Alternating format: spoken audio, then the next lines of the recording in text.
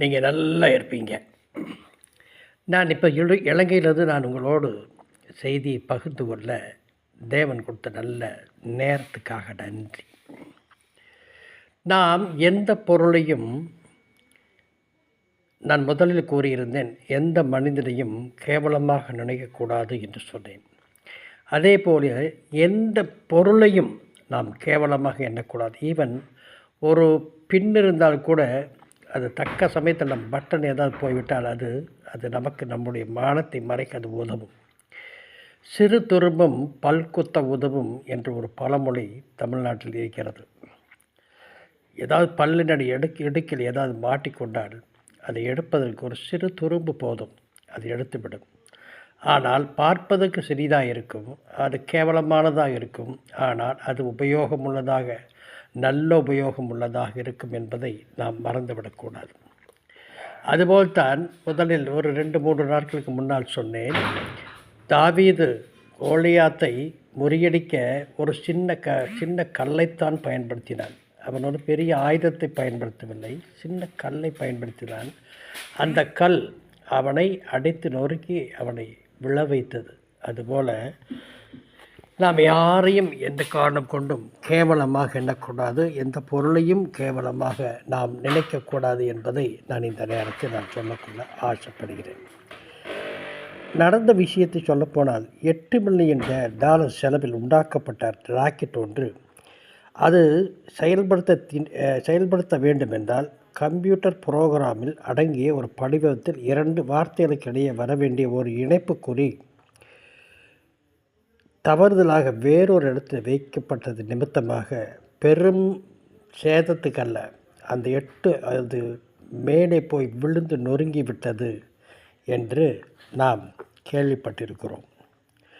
எந்த இடத்தில் எதை வைக்க வேண்டும், எந்த இடத்தில் எதை செய்ய வேண்டும், எந்த இடத்தில் எதை ஃபிக்ஸ் செய்ய வேண்டும் என்பது தெரிந்து நாம் தெரியாமல் செய்தால் அந்த $8 மில்லியன் செலவாக்கப்பட்ட ஒரு ராக்கெட் விழுந்து நொறுங்கி விட்டது.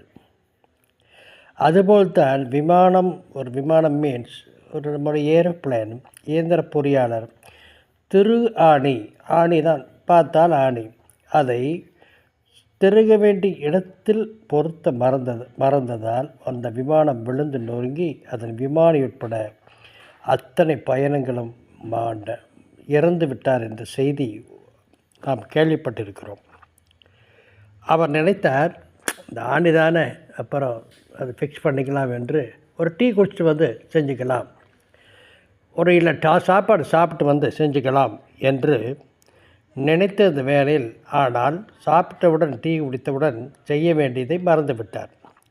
அதை மறந்துவிட்ட காரணத்தினால் அது சிறிய ஆணிதான், ஆனால் அந்த ஆணி அந்த பெரிய விமானத்து அந்த ஆணி பொருத்த மறந்ததால் விமானம் கீழே விழுந்து நொறுங்கியதல்ல, விமானத்தில் பயணம் செய்த விமானி உட்பட பல பயணிகளும் இறந்து விட்டார்கள் என்பது கவலைக்கிடமான ஒரு விஷயம்.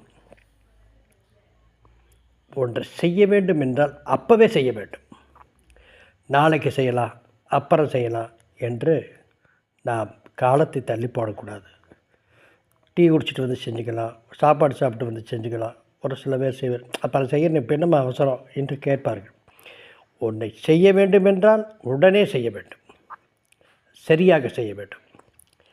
அப்படி செய்தால் மிக மிக சிறிய நாணயம் ஒன்று கண்ணுக்கு மிக அருகாமையில் வைக்கப்பட்டால் அது சூரியனையே மறைத்துவிடும் என்பதை நீங்கள் மறந்துவிடக்கூடாது. ஒரு சின்ன ஒரு இப்போ 8 அணா இல்லை, ₹1 காயின் நம்ம கண்ணுக்கிட்ட கொண்டு போய் வச்சிட்டோம்னா இந்த உலகமே மறைந்துவிடும். சூரியன் இல்லை, இந்த உலகமே மறைந்துவிடும்.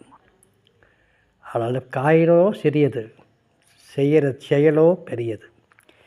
என்னை கேட்டுக்கொண்டு சகோதரனை சகோதரியே, இது போன்ற தருணங்களில் நீங்கள் எப்படி நடந்தால் உங்களுடைய வாழ்க்கை வெற்றி பயணமாக இருக்கும் என்று கூறி முடிக்கிறேன்.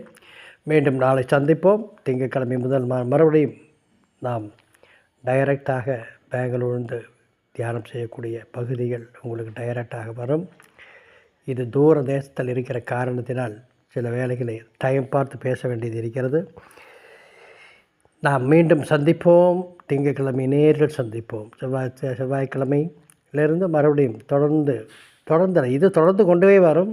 ஆனால் டைரக்டாக பதிவு செய்யக்கூடிய பகுதி பெங்களூர்ந்து செவ்வாய்க்கிழமை தொடரும். நீங்கள் நல்லா இருப்பீங்க. Okay, right.